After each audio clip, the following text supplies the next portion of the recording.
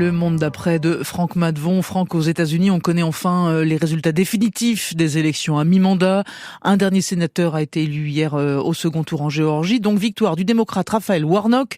En apparence, ça change pas grand-chose. Les démocrates étaient déjà assurés de conserver le contrôle du Sénat, mais en réalité, ce succès a une importance majeure pour les démocrates. Et d'abord, quelques mots sur ce duel. C'était l'un des principaux bras de fer des midterms entre deux Afro-Américains. Vous en aviez parlé, Fabienne, à la veille du scrutin, lors d'une émission spéciale en Géorgie. D'un côté, donc, le démocrate Raphaël Warnock, qui l'a emporté. 53 ans, bouc, lunettes, crâne chauve.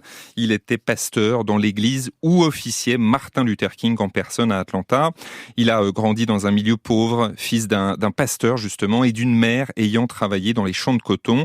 C'est le sortant, on avait déjà parlé de lui lors de son élection en 2020, un scrutin spécial alors en raison du retrait pour raison de santé du républicain en poste. Warnock a dû remettre son mandat en jeu dès cette année. Il est cette fois élu pour 6 ans comme tous les sénateurs. Face à lui, le vaincu donc, Herschel Walker, 60 ans et un bon quintal. C'est une ancienne gloire de football américain qui a pour parrain en politique un certain Donald Trump. L'ancien président l'avait propulsé sur le devant de la scène lors de la convention républicaine en 2020, puis il l'a poussé à se présenter au détriment de figures locales du parti républicain. Walker est anti-avortement, un élément central de sa campagne, entaché par des scandales. 2 anciennes compagnes l'ont accusé de les avoir incités à avorter.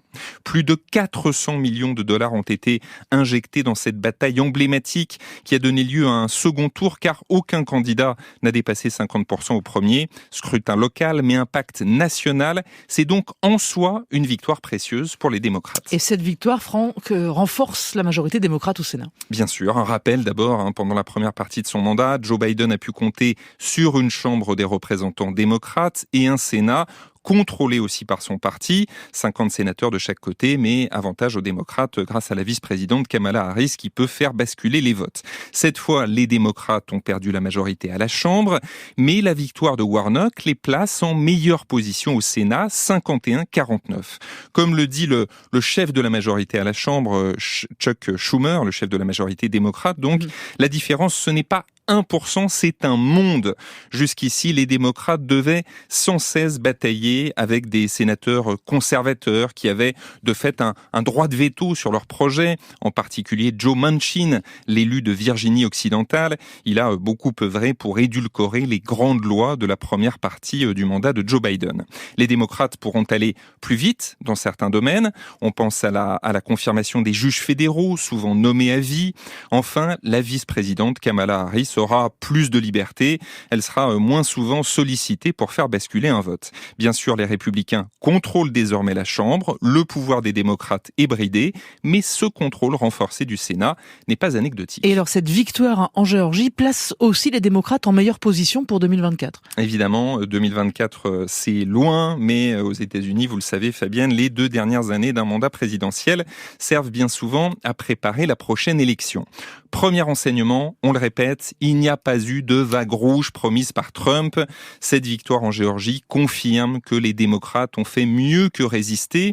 Elle montre aussi que le parti reste compétitif dans cet État clé, conquis par Biden en 2020, une première depuis Clinton en 1992.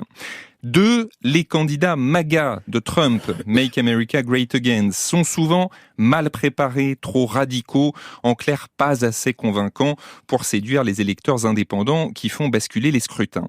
3, en 2024, les démocrates auront plusieurs sièges de sénateurs à défendre dans des États qui penchent à droite. Ce succès en Géorgie leur donne un peu d'air. Enfin, le parti s'est trouvé une nouvelle star. Raphaël Warnock n'est pas l'élu le plus charismatique, mais il est sérieux, crédible, un noir qui peut mobiliser son camp et convaincre les blancs de la classe moyenne. Son nom s'est ajouté hier à la liste des présidentiables.